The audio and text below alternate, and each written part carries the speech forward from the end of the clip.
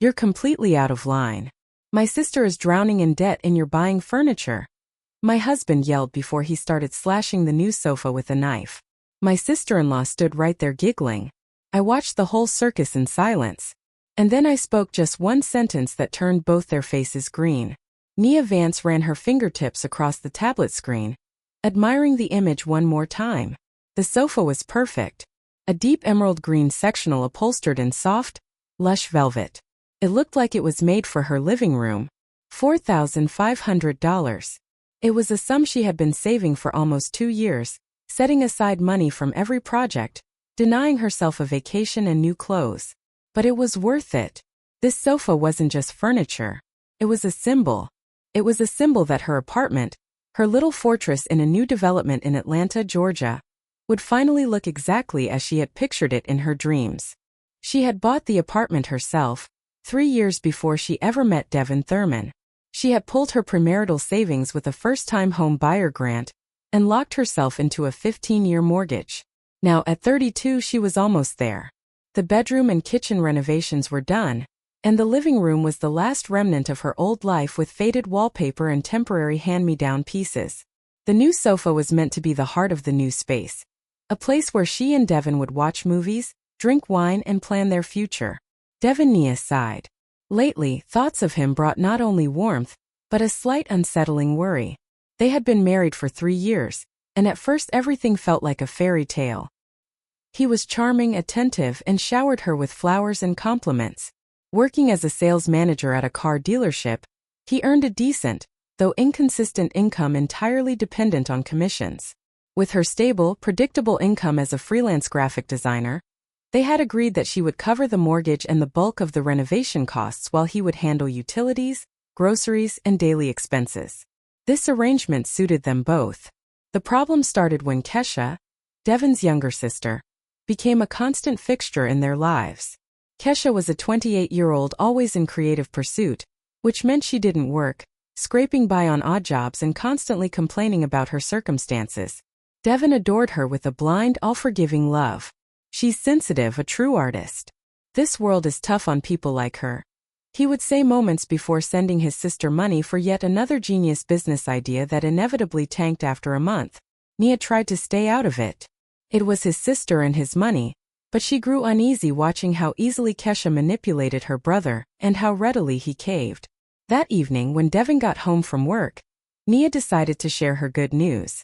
She set the table, made his favorite shrimp scampi pasta, and opened a bottle of wine.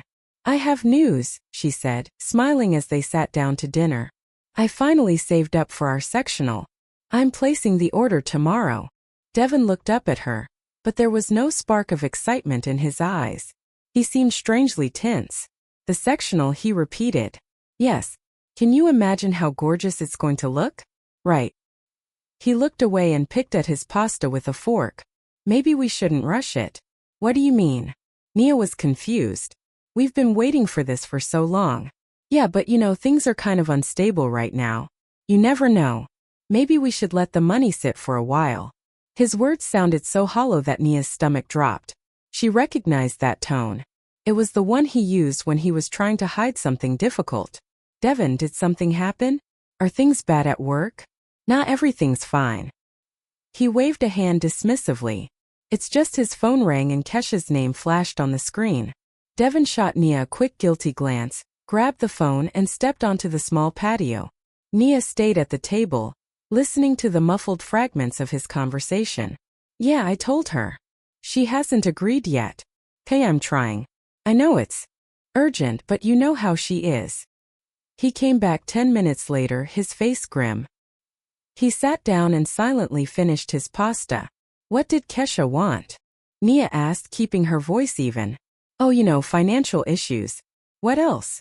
He sighed. "She needs to pay off a loan. She's fallen behind and the collectors are calling." Nia said nothing. She knew this song by heart. Kesha would take out payday loans or title loans to develop a website or buy a new phone, and then Devin would bail her out.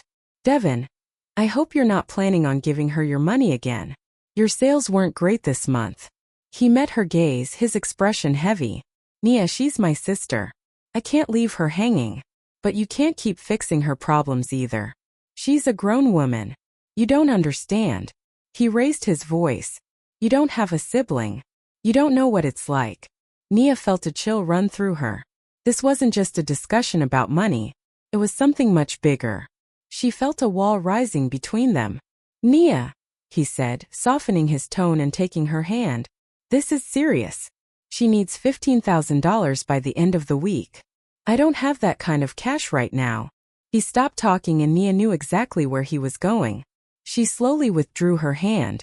Don't even think about it, Devin. But it's temporary. She'll pay it back. She has never paid anything back. Nia cut him off. My savings are for the sofa. For our sofa, period. He stared at her for a long time, and she saw something new in his eyes. Cold alien. He silently stood up, grabbed his jacket from the chair, and without a word walked out of the apartment. Nia remained alone, looking at the cooling dinner.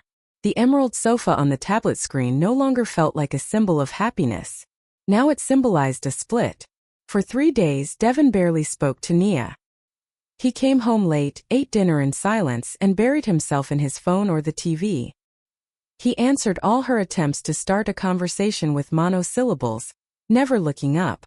The atmosphere in the apartment was so suffocating that Nia sometimes just wanted to run away. She felt guilty, but at the same time she was furious. Why should she sacrifice her dream for an irresponsible sister-in-law? Why was her husband issuing ultimatums instead of supporting her? On Thursday evening, as Nia worked on a client project, the doorbell rang. Kesha stood on the stoop. She looked like she'd stepped off the pages of a high-end magazine, perfectly styled hair, an expensive coat that was clearly out of her budget, and a mask of world-weary sorrow on her face. Nia. Hi, she whispered dramatically. Is Devin home? No, not yet. Nia reluctantly led her into the entry hall. Can I wait for him? I really need to talk to him. Kesha swept into the living room and dramatically sank onto the old, worn-out sofa that Nia was desperate to throw away. She pulled a tissue from her purse and held it to her eyes, though no tears were falling. You probably hate me, she began sniffing. I don't hate you, Kesha. I just don't understand why you refuse to live within your means. You don't get it. She snapped her head up, a familiar flash of wounded resentment in her eyes. It's easy for you to talk. You have everything. A great job, your own place, savings. I'm alone. No one helps me. Devin helps you constantly. Those are pennies, Kesha scoffed. What does he give me? $100 or $200? I need to grow. I can't stay stagnant. I had such a promising project, the online wellness retreat. I invested in advertising, but it didn't take off. People just aren't ready for spiritual growth. Nia barely managed to suppress a sarcastic smile. An awareness course from a woman who couldn't pay her own bills. Kesha, those are your problems. Why should I fix them? Because you're family, she exclaimed. You're my brother's wife. You're supposed to support him, and that means supporting me too. Devin is stressed out because of you. He can't sleep at night worrying about how to help me. And you only think about your sofa. She pronounced the word sofa with such contempt, as if it were something obscene. That sofa, Nia replied calmly, is part of my plan to make a home for Devin and me. A place where we can feel comfortable. Comfortable? Kesha repeated, glancing around the room. You'll be comfortable sitting on your emerald throne, knowing that my life is falling apart, that debt collectors are calling and threatening me. She brought the tissue back to her eyes. Nia felt a pang of pity but immediately checked herself. This was pure manipulation. Just then Devin walked in. Seeing his sister in tears, he rushed to her side. Kesha, what happened? They hurt me, Devin. She buried her face in his shoulder. I can't take it anymore. They said if I don't pay by Monday, they're coming to my place. Just calm down. Everything's going to be okay. I'll figure something out. He stroked her hair, shooting Nia an accusing look. Nia watched the scene silently. She felt like a third wheel in their drama. Nia. Devin turned to her, his voice still. We need to talk alone. He walked his sister into the kitchen, poured her a glass of water, and returned to the living room, closing the door firmly behind him. Did you see what you've done to her? He started in a whisper. I didn't do anything to her. That's her loan and her irresponsibility. She's my sister and she needs help. Nia, I'm asking you. No, I'm demanding. Give her the money. I won't. Why are you so stubborn? He nearly shouted. It's just money. We'll make more. It is not just money, Devin. It's my time, my work, and it's my principle. I will not enable her immaturity. Principle? He gave a bitter laugh. Your principle is more important than a human being, more important than my sister. Your sister is an adult who needs to take responsibility for her actions. I get it. He stepped back, his face becoming cold and detached. I understand everything now.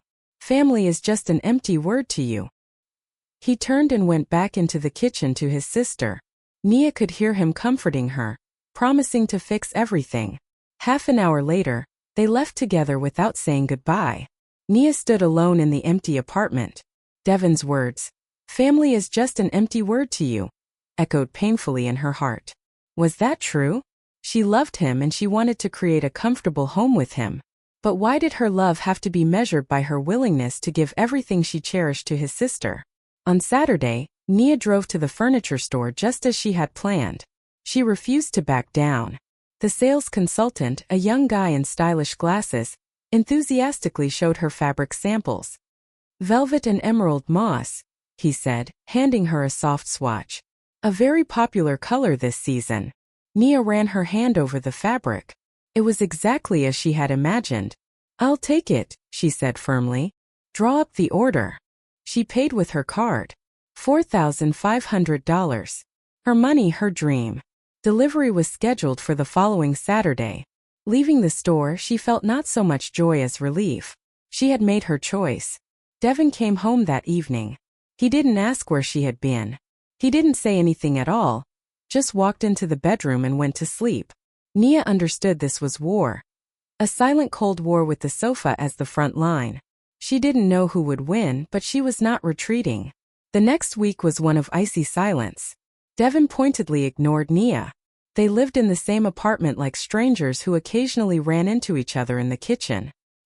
He stopped leaving his share of the grocery money, and Nia silently bought everything herself. He even started doing his laundry separately, emphasizing the rift. Nia was hurting but didn't show it.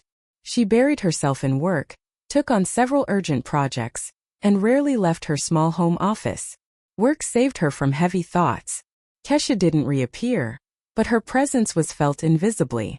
Nia was sure Devin talked to his sister every day, complaining about his stubborn wife and listening to her advice. What were they plotting? The thought tormented her. On Wednesday, Nia was on a video call with her mother, Carol Hayes.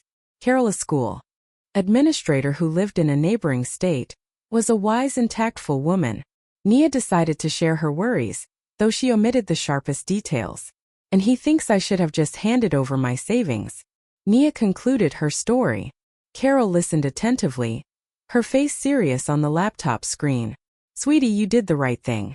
That's your money and you have every right to decide what to do with it. And Devin, he seems to have forgotten that a marriage is a partnership, not a one-way street. But he's so angry, Mom. We barely talk. That's manipulation, honey. He's pushing your guilt buttons. Don't fall for it. You're strong. You'll get through this. The conversation with her mother gave Nia strength. She wasn't alone. There were people who understood and supported her. On Friday evening, Devin unexpectedly broke the silence. He walked into the kitchen where Nia was preparing dinner and sat down at the table. We need to talk, he said without preamble. Nia turned off the stove and faced him. I'm listening. I've been thinking, he began, looking off to the side. Maybe I was too harsh. I know it's your savings, but try to see my side. Kesha is desperate. I understand she's desperate, but that's no reason to solve her problems with my money. I didn't mean that. I have found another solution. What is it? Nia asked, a flicker of hope rising. I'll take out a personal loan, he said. $15,000. I'll pay off her debt. Nia felt a rush of relief. Had he finally grown up? That's a sensible decision, Devin. But he looked up at her and Nia's hope began to fade. My credit score is rough because of old debt. I can't get that amount on my own. The bank needs a cosigner. Nia froze. She knew exactly what he was leading up to. You want me to cosign your loan? It's just a formality, he hurried to say. I'll make the payments myself out of my paycheck. You won't even notice. They just need your signature. You have official income and you own the condo. You're the ideal client for the bank. Devin, do you understand what that means? If you stop paying, the bank comes after me. I won't stop, he cried passionately. I'm not an enemy to myself or our family. Nia, it's the only way. Kesha is on the verge of a breakdown. He spoke persuasively, looking almost sincere. For a moment, Nia hesitated. Maybe she should just help. This way they would save her money and their relationship. But then she remembered his cold eyes, his words about family being an empty word, and his silent treatment. Her intuition screamed, "Don't believe him." "No, Devin," she said. "I will not co-sign a loan for your sister." His face twisted. The mask of regret fell away, exposing raw anger and disappointment. "I knew it. I knew you'd refuse. You don't care about anyone but yourself." "I care about our future," she countered. "If you take out a loan you can't service, we'll both be in debt. I can handle it. And what if you can't? If your sales drop again, who pays?" "Me. I'm your wife. You should be supporting me." "Supporting me doesn't mean approving reckless behavior. Kesha needs to get a job, not hang on your neck." "Don't you dare talk about my sister like that," he roared. "You're not fit to be in her shadow. She's kind and thoughtful, and you're just a greedy egoist." He snatched his car keys from the table and stormed out of the apartment, slamming the door. Nia stood in the middle of the kitchen, her hands shaking. A greedy egoist. That's who she was in his eyes. On Saturday morning, the sectional arrived. 2 movers in blue overalls struggled to haul the huge boxes into the apartment. Nia supervised the process. Feeling both joy and bitterness, here it was, her dream. But there was no one to share the excitement with. When the sofa was finally assembled, it surpassed all her expectations. Emerald velvety, it perfectly matched the interior, filling the room with color and comfort. Nia sat on it, ran her hand over the soft upholstery, and burst into tears. They were tears of loneliness, not happiness. She didn't know where Devin was. He hadn't come home. His phone was off. She called a couple of hospitals and the police. He wasn't anywhere. He must have gone to his sister's or a friend's. Nia sat on the new sofa for most of the day. She tried to work but couldn't focus. His words and accusations spun in her head. Maybe she really was wrong. Maybe she should have given in, but an inner voice insisted. "No, you did everything right." Around 6 o'clock that evening, the doorbell rang. Nia looked through the peephole and saw Devin.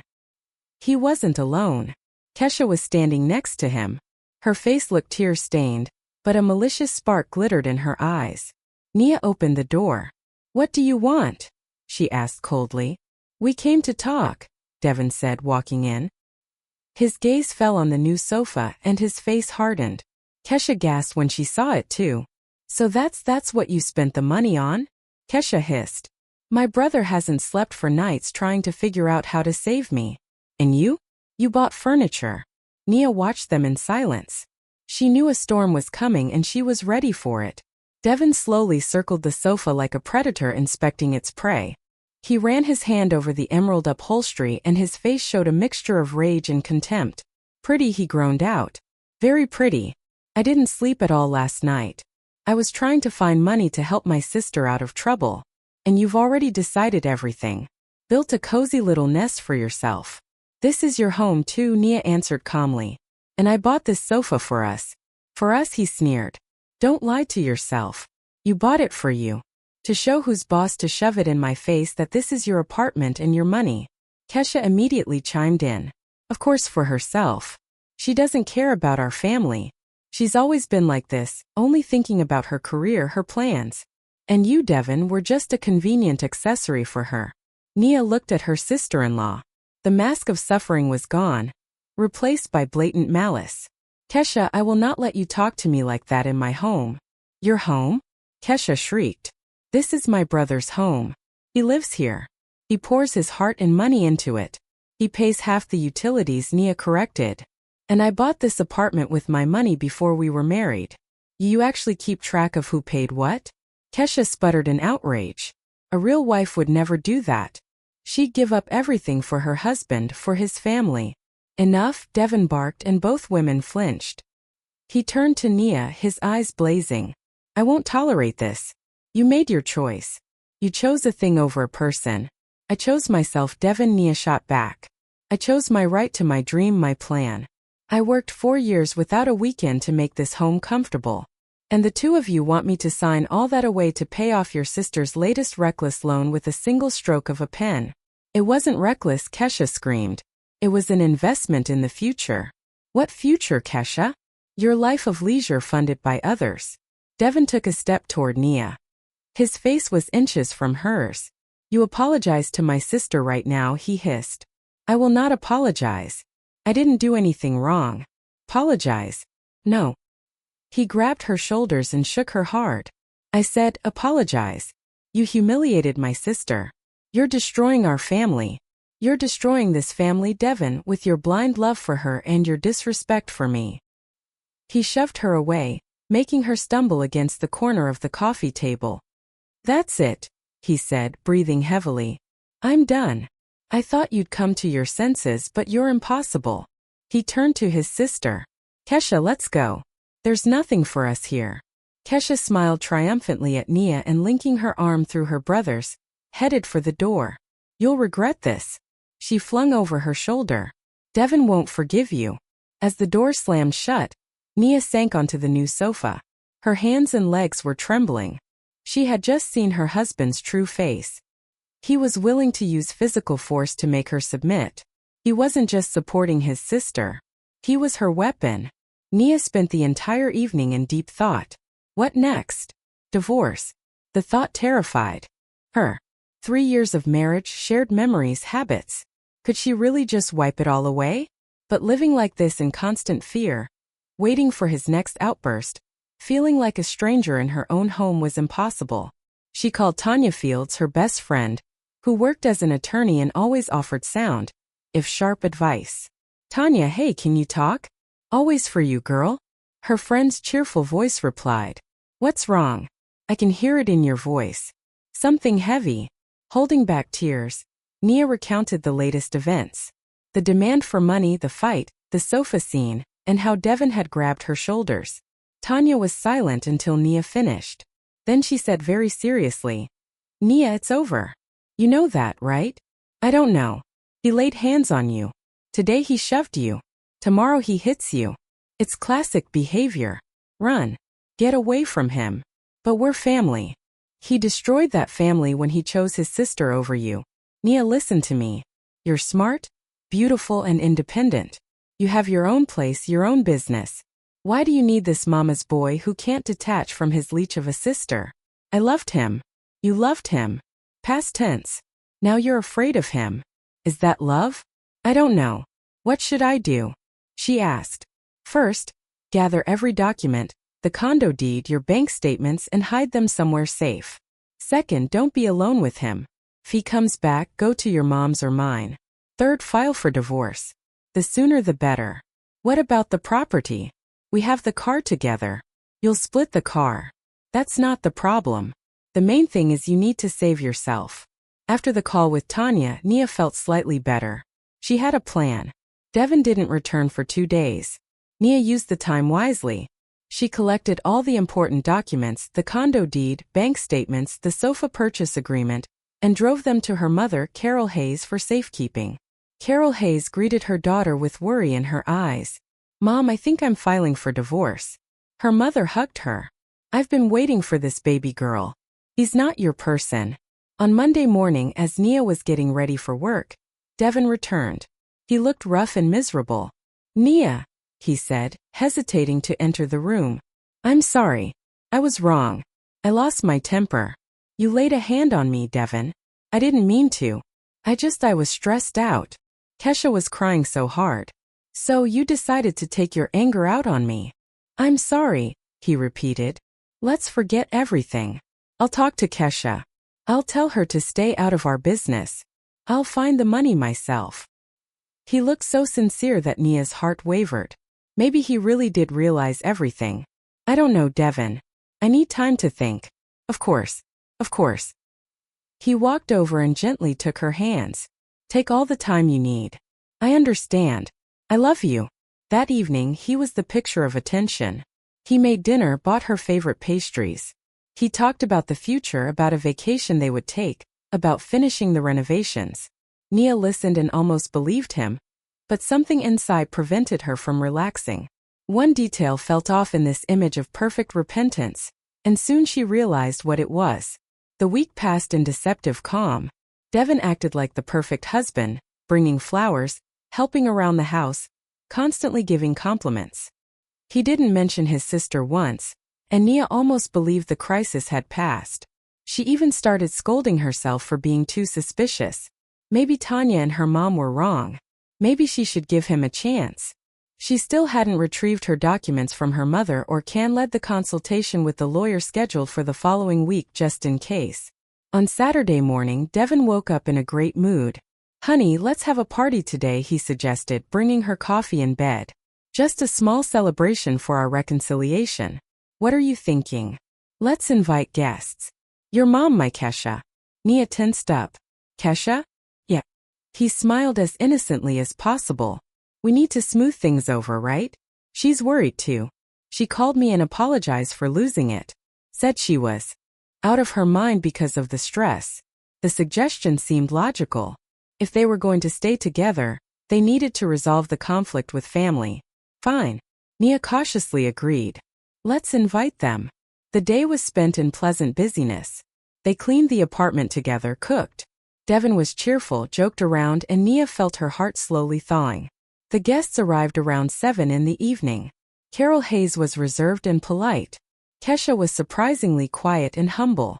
She gave Nia a small bouquet of chrysanthemums and quietly said, "I'm sorry, I was wrong." Nia nodded, accepting the apology. The evening started well. They sat at the table talking about neutral things. Devin poured wine and told funny work stories. Kesha barely spoke, occasionally shooting Nia a contrite look. Closer to 9, after they had a couple of glasses of wine, Devin stood up with his glass raised. "I want to make a toast," he announced to our family. "May we always be together, support each other through good times and bad, and may we always find it in us to forgive." Everyone raised their glasses. Nia felt tears well up. Could things really be going back to normal? And Devin continued, his voice becoming serious, "I want to give a gift to my beloved sister." He pulled an envelope from his pocket and handed it to Kesha. "Here's $15,000. This is for your loan payoff." Kesha gasped, grabbed the envelope, and threw her arms around her brother. "Devin, thank you. You're the best brother in the world." Carol Hayes looked at her son-in-law, surprised. Nia froze, her glass in hand. Where did he get that kind of money? He said he didn't have a dime. "Devin," she asked when the initial excitement subsided, "where did you get it?" "Ah," that he smiled, but the smile was unsettling. "A surprise for you, darling." He pulled a 4-fold sheet of paper from his other pocket and laid it in front of Nia. "Read this." Nia unfolded the paper. It was a bill of sale for the car. Their shared crossover, which they had bought a year ago. The buyer was an unfamiliar name. The transaction amount was $40,000. The date was yesterday. You sold the car?" she whispered. "Yes," he nodded. "As you can see, I gave Kesha $15,000 and the rest." He reached into his pocket again and laid a wad of bills on the table. "And this is for you. $25,000 compensation, so you can't say I don't think about you." Nia stared at the money, the contract, and her husband's beaming face. Her head was spinning. But why? Was all she could manage. "We needed that car." "It's nothing. We'll buy a new one." He shrugged. "The important thing is that I solved my sister's problem and showed you that family is not an empty word to me." Kesha was beaming. Carol Hayes silently watched her son-in-law, her disapproval clear. "Devin," Nia said slowly, "you sold our shared car without consulting me. Why would I?" He seemed genuinely surprised. "I did everything right. I helped my sister and I gave you money, even more than your sofa cost. But you had no right." Her voice trembled. "The car is joint marital property. You needed my consent. What formalities?" He waved his hand. "You're my wife. What's mine is yours." And then Kesha inserted the final blow. "Why are you so upset?" she said with a sly smile. "He gave you money. You can buy 10 more sofas. Devin did the right thing." A real man takes care of his family, his mother, his sister, and a wife. A wife should understand and support that. Nia looked at her, then at her husband, who was smiling proudly, awaiting praise. And in that moment she understood everything. This was not a gesture of goodwill. It was a performance, a humiliating, cruel performance staged specifically for her. He hadn't just sold the car. He had shown her her place. He demonstrated that he could dispose of their joint property as he pleased, that her opinion didn't matter, and that his sister's interests would always be the priority. The money thrown on the table wasn't compensation. It was a humiliating handout, a payment for silence. She stood up, her ears ringing. "Devon," she said so quietly that everyone fell silent. "Do you even realize what you've done?" "What did I do?" He didn't understand. "I solved a problem. You destroyed everything we had." Her voice grew stronger. "You betrayed me again." She turned to Kesha. "And you? You're just a pathetic leech. And you'll never be happy because happiness isn't built on someone else's misery." Kesha opened her mouth to retort, but Nia was already walking toward the door. "Mom, let's go," she said, taking Carol's hand. "Nia, where are you going?" Devon yelled after her. "The party's over," she replied without turning around. "For me it's over forever." They walked out of the apartment, leaving Devon and Kesha sitting at the table with the money and a sense of complete victory, which was in reality their greatest defeat.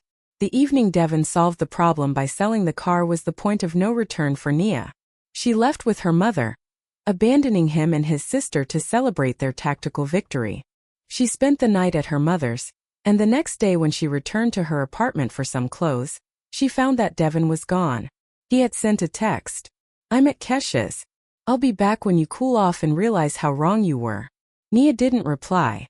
She no longer wanted to prove anything. She simply packed a bag with necessities and drove back to her mother's. She knew she couldn't stay under the same roof with him. The lawyer she hired the following week confirmed she was right. Selling joint marital property without the notarized consent of the other spouse is illegal, Tanya Field said, reviewing the documents. "You can challenge the sale in court, and what will that achieve? The sale will be voided, the car will be returned, and the buyer will get his money back. It'll be a long process. As for the money, the $15,000 he gave his sister and the $25,000 he threw on the table, that's harder. We'll have to prove he spent it not for the needs of the family. But we have a chance." Nia decided to act. The thought that Devon would simply get away with it was unbearable. She filed the lawsuit. When Devon received the summons, he was furious. He called Nia and screamed into the phone. "Are you crazy suing your own husband? You want to humiliate me in front of the whole town? You humiliated yourself when you pulled that stunt behind my back?" Nia replied calmly. "It wasn't a stunt. I thought I was doing the best thing." "Best for who, Devon?" "For your sister. For the family. Our family ended that night. You sold our joint future to plug another hole in Kesha's budget." He hung up. An hour later Kesha called. "You snake," she hissed. "You decided to drag my brother through the courts. You think you'll get away with this? We'll prove you consented to the sale. Try it." Nia smirked. "Good luck finding proof." The legal battle dragged on for several months. Devon and Kesha hired an attorney who tried to portray Nia as an hysterical, greedy woman who provoked her husband to take extreme measures. But Nia had Tanya, and Tanya was relentless. Nia provided the court with evidence that Devon had repeatedly taken money for his sister, that Nia was against it, and that the car sale was done in secret. The climax was the night the sofa was destroyed. It happened a month before the first court hearing. Nia decided she would no longer hide. She returned to her apartment. The sofa stood in the living room like a silent reproach to everything that had happened. She knew Devon could return at any moment. He was still her husband and had a right to be in the apartment. He showed up on a Saturday afternoon, not alone, but with Kesha, presumably for moral support. They walked in using their key without knocking. Nia was sitting on the sectional reading a book. "Already getting comfortable?" Devon started from the doorway. "Thought you won." "I'm not fighting anyone, Devon. I'm just living in my home." "Our home?" he corrected. "No, mine." He looked at the sofa and his face contorted. This was the thing, the symbol that in his mind had started everything. "So this is it. This is what you were willing to destroy your family over." He pointed at the sofa. This green rag. It's not a rag, Devon. It's my dream. The one you tried to trample. Oh, a dream. Kesha interjected, giggling. She has a dream, you see. And the fact that my brother went into debt because of you, that's nothing. He went into debt because of you, Kesha. How dare you? And that's when Devon snapped. He rushed to the sofa. His eyes were wild. You're completely out of line. My sister is drowning in debt and you're buying furniture. He pulled the pocket knife he always carried and plunged it into the soft velvet upholstery. Once, twice, 3 times. He slashed the sofa like a maniac, screaming curses. Kesha stood nearby and laughed, not hysterically, but quietly, maliciously. Nia silently watched the circus. She felt no fear, only cold, ringing calm. She pulled out her phone and started the video recording. They were so consumed by the act of destruction that they didn't even notice. When Devon was exhausted, he threw the knife on the floor and looked at Nia, breathing heavily, expecting tears, screams, hysterics, but she was perfectly calm. She stopped the recording, put the phone away, and looking him straight in the eye, spoke the one sentence. Thank you, Devon. Now I have all the evidence for court, not just about the car, but also for criminal destruction of property and of course for the divorce. They both turned green. Kesha stopped giggling. It seemed to finally register what they had just done. You recorded that? Devon stammered from start to finish, including your sister's laughter in the background. I think the judge will find this video very interesting. She walked past them as if they were empty space, poured herself a glass of water in the kitchen, and returned to the room. You have 10 minutes to get out of my apartment. After that, I'm calling the police. They didn't wait 10 minutes. Grabbing their jackets, they bolted out of the apartment as if scalded. Nia walked over to the mutilated sofa, ran her hand over the torn fabric, and for the first time in a long time she laughed. It was the laughter of liberation. When the door slammed shut behind them, Nia's laughter dissolved into silent sobs. She sank to the floor next to the ravaged sofa, and the tears she had held back for so long streamed down her face. She wasn't crying from fear or hurt. She was crying from the realization of what her life, her love, her family had become. The man she trusted, the one she loved, was capable of such petty, ugly revenge.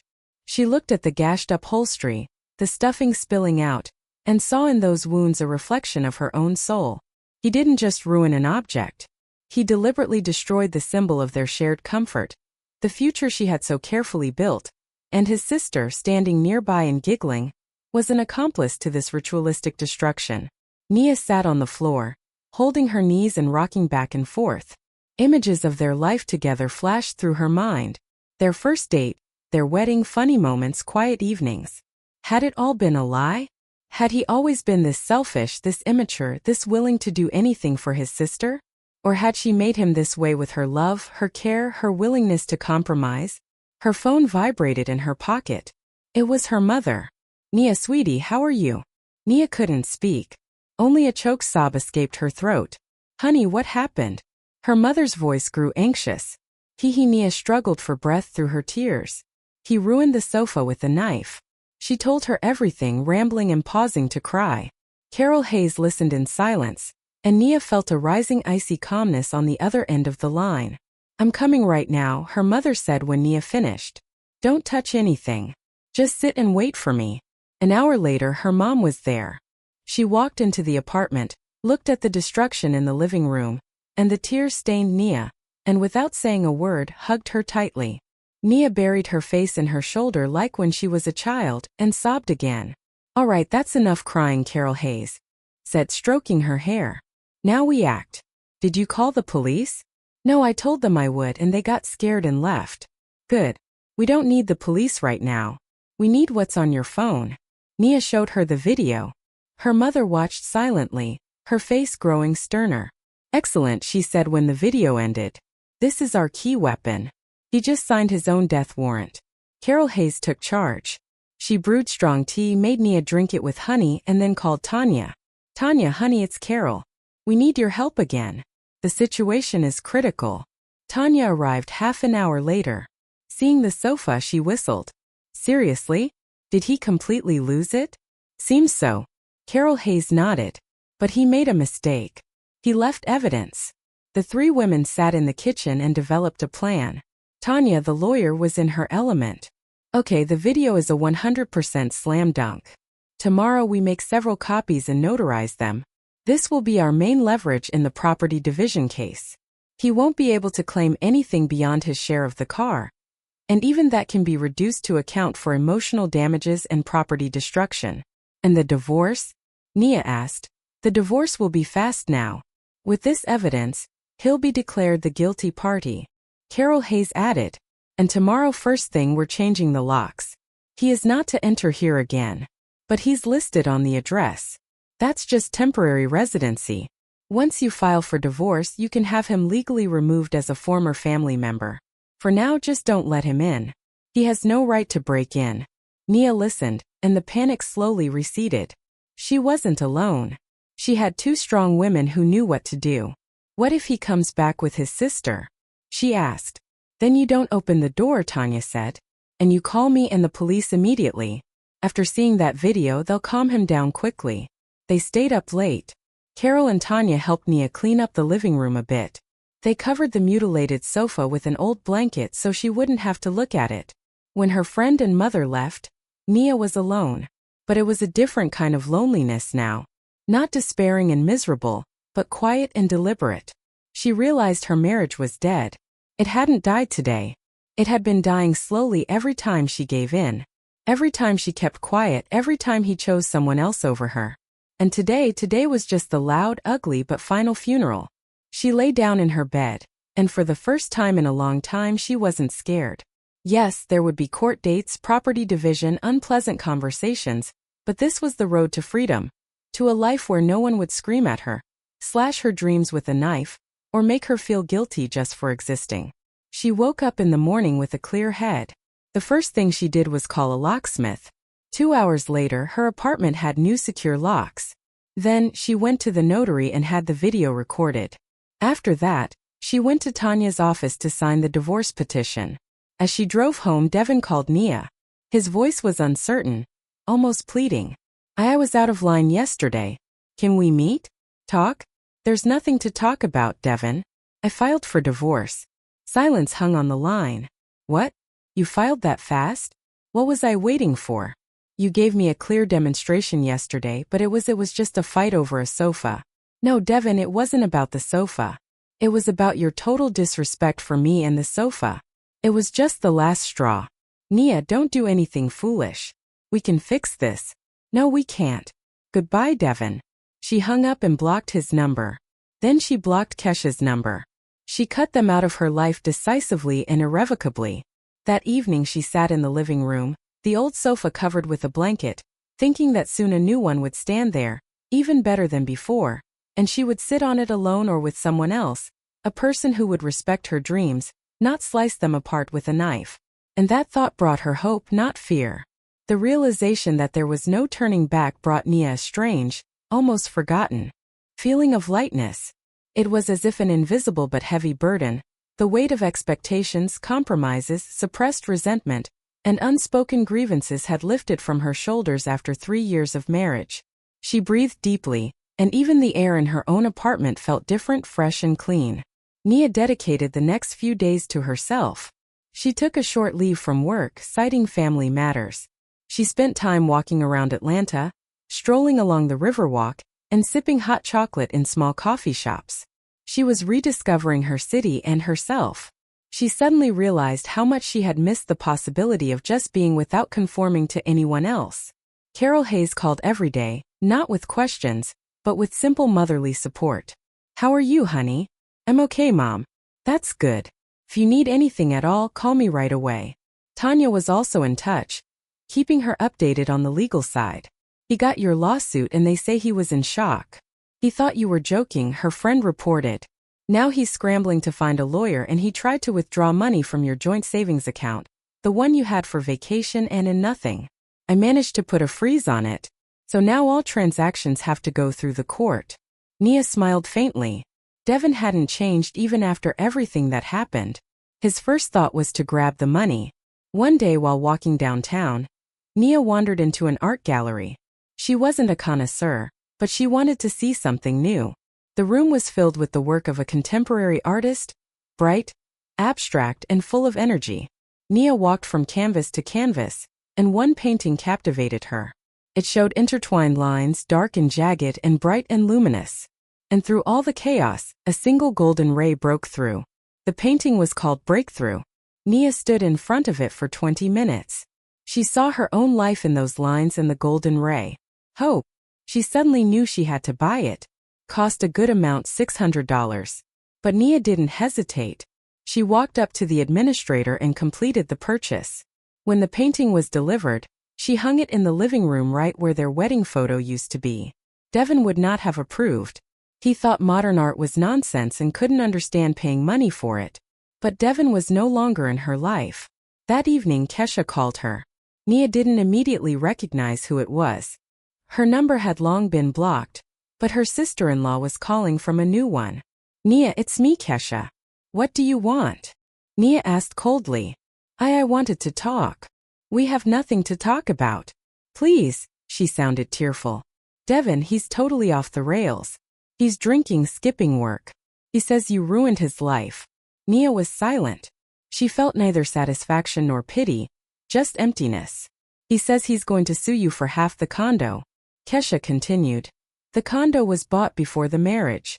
He won't get anything, but he renovated it. He invested money. He paid for utilities and I paid for the renovations myself. I have all the receipts. You're so cruel. Kesha whispered. You have no heart. My brother loved you. And you? If he loved me, he wouldn't have slashed the furniture in my home with a knife. Nia cut her off and he wouldn't have tried to rob me. Goodbye, Kesha. She blocked the number again. This call finally convinced her that she had made the right decision. They hadn't changed. They still considered themselves victims and her the villain. A few days later, Nia received an official letter from Devin's attorney. He had indeed filed a counterclaim for the division of marital property. The list included not only the car, but also half the value of the apartment, claiming that non-removable improvements had been made during the marriage that significantly increased its value. Tanya read the lawsuit and laughed. Non-removable improvements? He means replacing the wallpaper and laminate flooring. Nia, don't worry. He'll have to prove that he put his own separate funds into that. And as I recall, you have all the receipts. For the construction materials and labor. I do. Exactly. This is just a cheap attempt to pressure you psychologically, hoping you'll panic and agree to settle. I won't settle. I know. Tanya smiled. You're different now. And it was true. Nia felt her former self-confidence, the one she had before meeting Devin, returning every day. She started working actively again, taking on challenging projects. Her clients noticed the change. Nia, your eyes are glowing. One client told her. Your ideas are just flowing. She signed up for Italian classes, which she had long dreamed of. She started going to the gym. She met with friends, went to the theater. She was living a full, vibrant life. She tossed the mutilated sofa. She simply called a disposal service. And 2 strong guys hauled it to the junkyard. She didn't put anything in its place yet. The living room looked empty. But that emptiness wasn't filled with sadness. It was filled with anticipation. Anticipation of something new. One evening, while organizing old papers, she stumbled upon the folder with her mortgage documents. She opened it and looked at the payment schedule. Only 2 years left. 2 years, and the apartment would be entirely hers without any ifs or buts. She smiled. She would make it. She could do anything. At that moment, a text message came from an unknown number. Hey, it's Devin. I'm texting from a friend's phone. Mine was blocked for non-payment. Can we meet? I need to give you something. Nia hesitated. Why did he want to see her? But curiosity got the better of her. Where? She wrote back curtly. At our coffee shop in an hour. Their coffee shop. That's what they called the small spot near the park where they had their first date. Nia felt a pang in her heart. He was hitting the painful spots, but she decided to go. She was no longer afraid of him.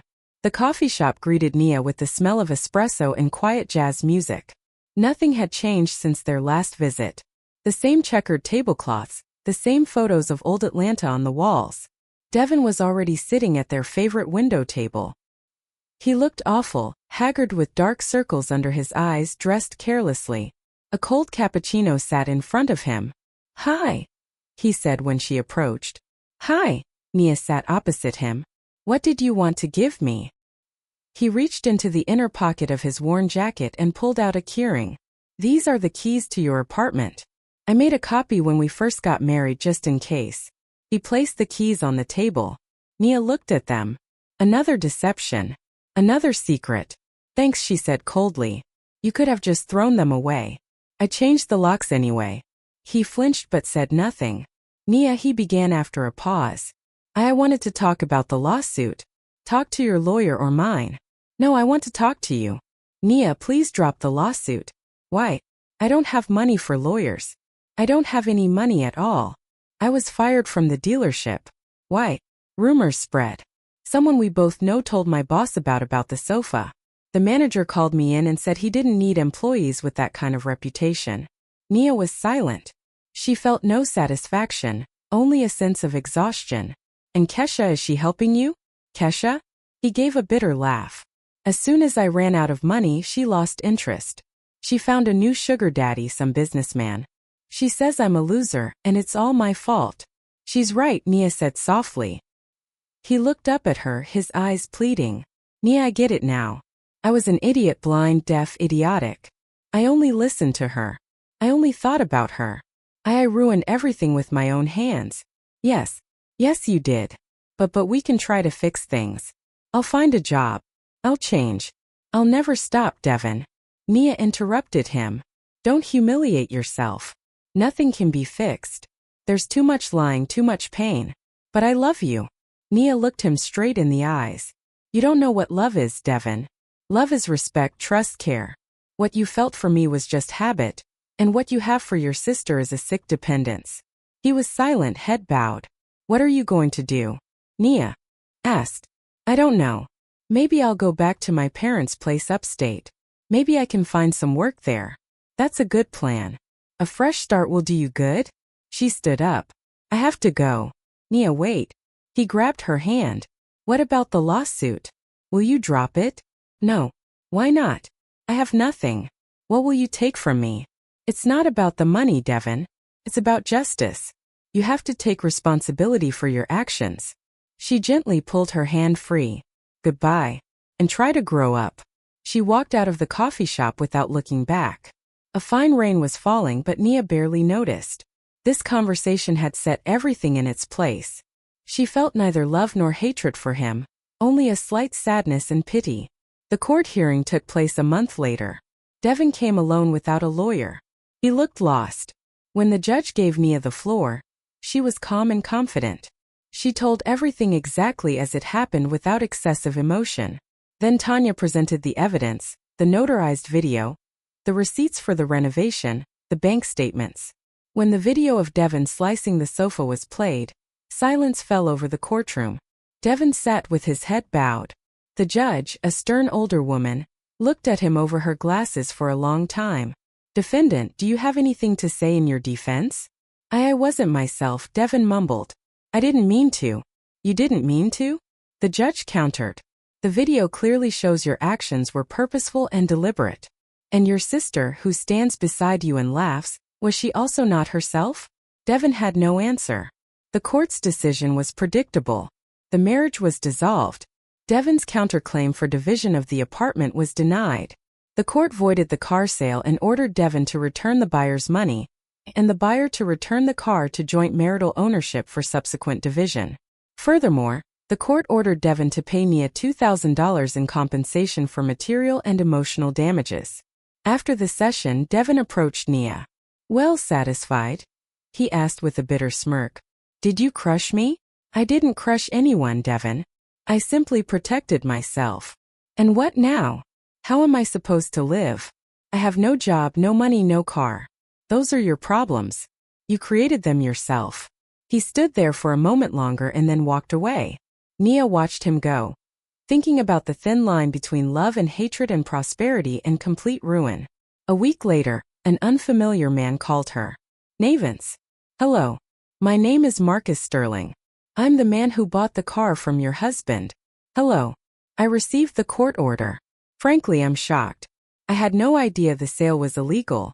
I didn't know he was selling it. I understand. I won't contest the decision, but you see, I don't have the full amount right now to return to your husband. I can pay in installments. You need to negotiate that with him. The car is still joint marital property. I tried. He won't answer my calls. Nance, could you help? I'd be willing to buy his share so I can keep the car. I've already put money into it. New tires, maintenance. Nia considered it. Fine, I'll talk to him. She tracked Devin down through his parents. He had indeed moved upstate to their small town, was living with them, and working at a local construction site. When she called, he didn't answer right away. What else do you want? He finally asked. Nia relayed Marcus' offer. He's willing to buy your share. It's your chance to get some money. Devin was silent. How much? Half the market value. $20,000. That's low, he grumbled. The car is worth more. It's worth exactly what someone is willing to pay for it right now. Take it or you'll be in court with him for another year. He agreed. 2 weeks later, the deal was finalized. Nia received her share, which she immediately transferred toward paying off her mortgage. Devin received his money, which she later heard he almost immediately wasted. Life moved on. Nia renovated the living room and bought new furniture. The breakthrough painting hung in the most prominent spot. She no longer feared the future. She knew she could handle any difficulty because now she was truly free. 3 years passed. 3 years of quiet, intentional and fulfilling life that Nia built for herself brick by brick. Her design agency was thriving. She had built a team of talented people, and together they created award-winning projects. The breakthrough painting still hung in her living room, but now she looked at it differently. It was no longer just a symbol of victory, but a reminder of the complex journey she had taken. She traveled extensively, fulfilling a long-held dream. She visited Italy, strolled the streets of Rome, and watched sunsets in Florence. She took a smell course in France. She learned to dance tango at a small studio on the outskirts of Atlanta. She lived exactly as she had always wanted, vibrantly, freely, without worrying about anyone else's opinion. She and Devin never saw each other again. She knew from his father that he was staying sober, working, and continuing therapy. He even tried to mend things with Kesha, but Kesha apparently couldn't forgive him for no longer being useful. Their communication dwindled to nothing. Mr. Thurman still called Nia occasionally just to wish her well on holidays. He treated her with great warmth and respect, as if trying to atone for his son's guilt. 1 year for her 35th birthday, Nia threw a large party. She invited all her friends, colleagues, and her mother. The evening was held at a cozy restaurant with live music. Nia, radiant in an elegant silk dress the color of the night sky, glowed. You look absolutely happy, Tanya told her, raising a glass of champagne. I am happy. Nia smiled. In the middle of the evening, an unfamiliar man approached her, tall with kind eyes and a touch of gray at his temples. Nia Vance. Hello. My name is Marcus Sterling. You may remember I bought the car from your ex-husband. Nia recognized him. He was the buyer who had acted so delicately during the difficult situation. Of course I remember. Hello, Marcus. I saw you here by chance. I came in for dinner and couldn't leave without saying thank you again for helping to resolve everything peacefully back then. Thank you for your integrity. They started talking. Marcus turned out to be an architect. He talked about his projects, his love for historic buildings. Nia talked about design and travel. They spoke easily and naturally as if they had known each other for years. Would you let me invite you for a coffee sometime? He asked as the evening drew to a close. Not as the former owner of my car, but just as an interesting person. Nia agreed without hesitation. Their first coffee date turned into a second, then a third. Marcus was exactly the person she had, without realizing it, dreamed of: mature, confident, respectful of her personal space and her passions. He listened enthusiastically to her talk about work, admired her painting, and never once accused her of being too independent. 6 months later, he proposed simply without fanfare during a walk along the Riverwalk. Nia, I won't say anything dramatic. I just want you by my side always. Nia looked into his eyes and saw what she had missed so much in her marriage to Devin: reliability and genuine admiration. And she said yes. Their wedding was small, only the closest friends and family. They signed the papers and flew to Portugal for their honeymoon. Returning, they began a new life. Marcus moved into her apartment, but this was a completely different kind of cohabitation. He didn't try to become the owner. He became the partner. They discussed their budget together, planned purchases together, and decided on vacations together. One evening, as they were sitting on the gray sectional watching an old movie, Nia said, "You know, I was so afraid of a new relationship, afraid of making the same mistake again." Marcus hugged her. Mistakes are part of life. The main thing is to learn from them. And you learned your lesson. What was it? You learned to value yourself. And that was the absolute truth. The story with Devon, however painful, had taught her the most important thing: to respect her boundaries, her dreams, and her principles. She realized that real love doesn't demand sacrifice. Gives you wings. Sometimes she thought about Devon, not with anger or resentment, but with a kind of bright sympathy. She sincerely hoped he had found his path, that he had managed to defeat his demons. Everyone deserves a second chance. Sometimes, though, you have to give that chance to yourself, not wait for it from others. Her life was full: work, love, travel, friends. She was happy. And this happiness wasn't accidental. It was earned, hard-won, and all the more precious because of it. She had passed through the storm and emerged into the sun. And now she knew she would never again let clouds cover her sky. I'm really glad you're here and that I could share my story with you. If you liked it, show me by liking the video and subscribing to my channel. Let's see how many of us there are. Write in the comments which city you're watching from and what time it is. I'm so curious to know where all you wonderful people are tuning in from. If you want to support me a little extra, you can also send a small donation. I share new life stories for you every single day. And now, 2 of my most popular stories will pop up on the screen so you can choose what to watch next.